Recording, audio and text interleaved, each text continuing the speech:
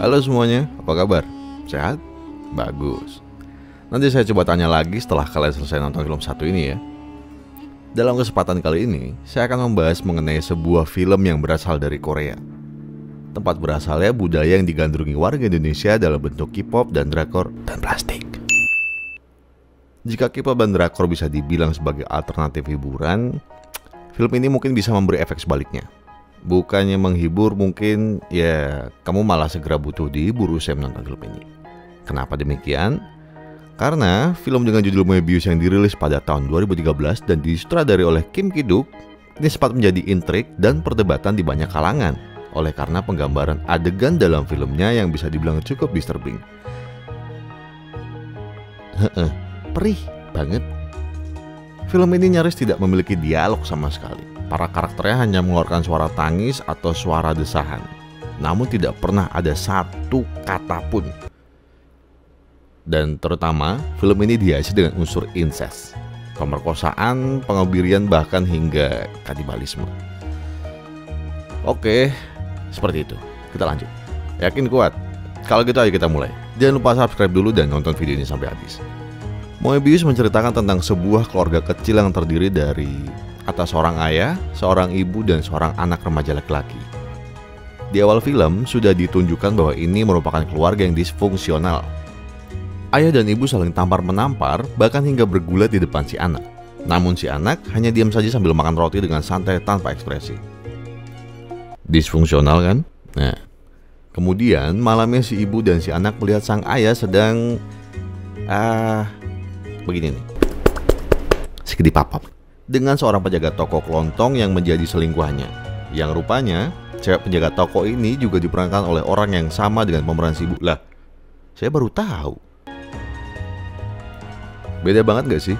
Si ibu terlihat lebih bengis dan mengerikan dengan dandanan ala susananya, sedangkan si penjaga toko terlihat lebih kalem meskipun dia adalah pelakor penuh dosa yang nanti diazab di neraka. Tentu saja si ibu tidak tinggal diam setelah tahu dirinya diselingkuhi. Setelah memecahkan jendela toko kelontong milik si penjaga toko, kemudian ia mendatangi suaminya yang tengah tidur lelap di rumah. Ia mengambil sebilah pisau dan mencoba untuk memberi sang suami sunat tahap kedua. Percobaan ini gagal karena si suami terlanjur bangun. Masih sakit hati karena dikhianati, sang ibu melampiaskan amarahnya dengan menyelinap ke kamar anaknya yang sedang tidur pulas. Lalu, oke di sini perih banget, memotong bubung anaknya dengan sebilah pisau. Tidak cukup dipotong, setelah itu si ibu memasukkan potongan burung tersebut ke mulutnya dan ya dikunyah layaknya potongan daging wagyu yang sangat lezat. Sementara si anak hanya bisa meringis kesakitan dan si ayah tidak tahu harus bagaimana. Usai menunaikan penyunatan tersebut, sang ibu pergi dari rumah, melewati seorang pria yang sedang beribadah, kemudian membuntuti pria tersebut dan pergi entah kemana. Dalam film ini, penis digambarkan sebagai sebuah simbol keperkasaan dan kekuasaan kaum pria. Kehilangan penis artinya kehilangan kelakiannya.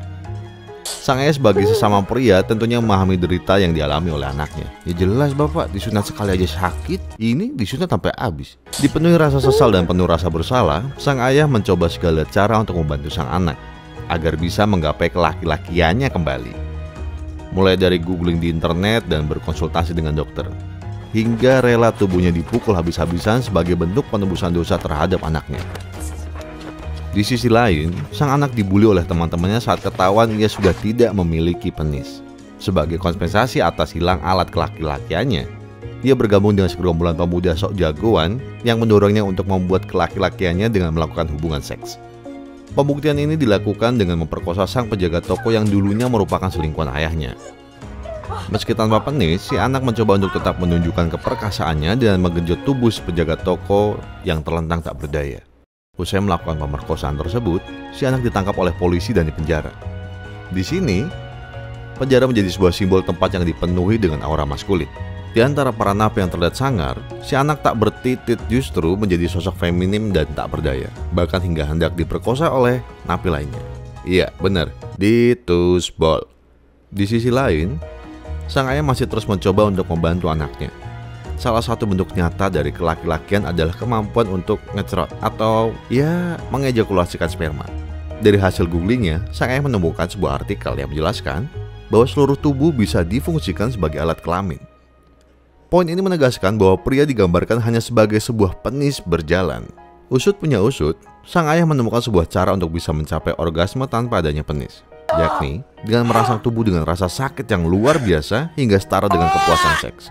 Lebih tepatnya dengan cara menggosokkan batu kasar ke kulit hingga menguak dagingnya. Iya, di sini saya perih. Saya sering nonton film bunuh-bunuhan, cuma kalau yang ini, koreng sedikit aja saya nangis.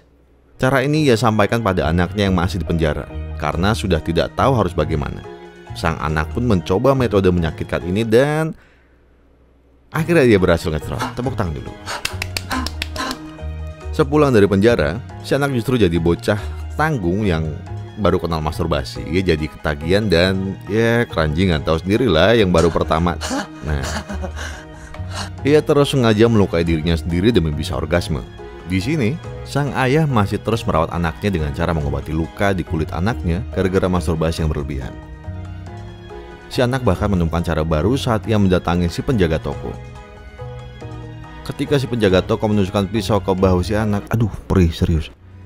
Si anak justru minta pisau tersebut digoyang-goyangkan sembari ia mendekap dan meremas susu si gadis penjaga toko. Di sini gagang pisau digambarkan seolah seperti sebuah batang penis yang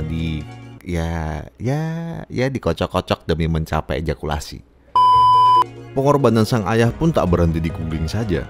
Sang ayah akhirnya merelakan penisnya dipotong dan ditransplantasi untuk anaknya. Namun sayangnya, meski sudah menjalani operasi ini, penis si anak malah tidak bisa ereksi tegak berdiri. Iya, ereksi emang tegak berdiri. Kalau ada yang tegak ke samping, erosi kayaknya. Semua itu berubah ketika suatu malam, sang ibu tiba-tiba pulang kembali ke rumah. Di hadapan ibunya yang mencoba ngelonin si anak, penis baru si anak justru bisa bangun. Oke, gue akuin gue di sini ngerasa awkward. Si ibu yang merasa bertanggung jawab atas hal ini akhirnya mencoba untuk membantu anaknya mencapai ejakulasi. Ibu yang baik, sangat baik. Bagian film ini menggambarkan hubungan antara ayah dan anak yang notabene adalah sesama pria, berbagi penis yang sama dan wanita yang sama. Disinilah si ayah mulai kembali berubah. Ia tidak terima istrinya justru melayani anaknya sementara dirinya tidak berdaya dan tidak memiliki penis. Dilanda amarah dan nestapa, sang ayah mengambil sebilah pisau dan mencoba untuk memotong penis miliknya yang sekarang terpasang di tubuh anaknya. Ribet cuma gara-gara batang. Usaha ini berhasil digagalkan oleh sang anak dan sang ibu, dan berakhir dengan tangisan berjamaah oleh mereka bertiga. Ya, sedikit touching, cuma ya nggak gini juga sebenarnya. Masih murka karena istrinya yang tidak mau melayaninya dan karena anaknya yang tidak tahu balas budi dan kurang ajar, si ayah akhirnya membunuh istrinya dan membunuh dirinya sendiri dengan sebuah pistol revolver.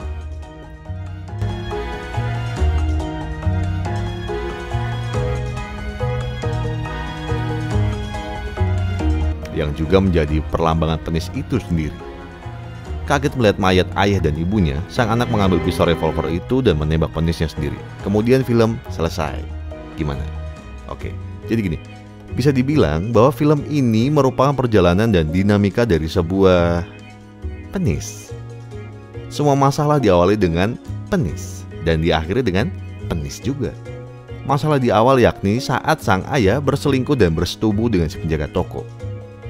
Lalu masalah di akhir adalah kala penis sang ayah yang terpasang di tubuh sang anak membuat sang ayah murka dan cemburu. Siapa yang suruh pasang? Ada yang bilang bahwa benang merah dari film ini dapat dijelaskan dengan konsep lingkaran kehidupan yang menjadi unsur dalam kepercayaan Buddha. Bahwa semua akan kembali ke titik awal, kembali ke persetubuhan, kembali ke masalah penis, kembali ke konflik suami istri, dan kembali ke incest yang sebenarnya sudah diterangkan dari awal film. Karena di akhir film ditunjukkan bahwa rupanya sosok yang tengah beribadah yang dibuntuti oleh sang ibu adalah si anak itu sendiri. Sekian alur singkat dari film Mobius karya Kim Ki-duk. Bagaimana pendapat kamu tentang film sakit ini? Ya gue bilang sakit karena emang sakit, keluarga sakit, disfungsional. Kalau orang gue bilangnya ragenep cok. Film apa lagi yang kamu ingin kita bahas? Silahkan tulis di kolom komentar. Sampai jumpa di video berikutnya. Terima kasih.